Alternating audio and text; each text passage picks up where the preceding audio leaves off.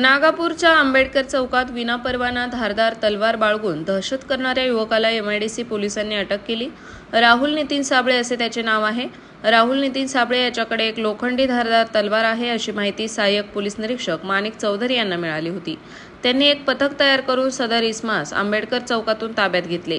त्याची झडती घेतली असता त्याच्याजवळ एक धारदार लोखंडी तलवार मिळून आली।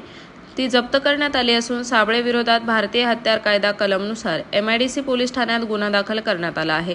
सहाय्यक पोलीस निरीक्षक माणिक चौधरी यांच्या मार्गदर्शनाखाली पोलीस उपनिरीक्षक परदेशी, पोलीस अंमलदार नंदकिशोर सांगळे, राजू सुद्री, विष्णू भागवत, किशोर जाधव, नवनाथ दैफळे, मोबाईल सेलचे राहुल गुड्डू यांच्या पथकाने ही कारवाई केली।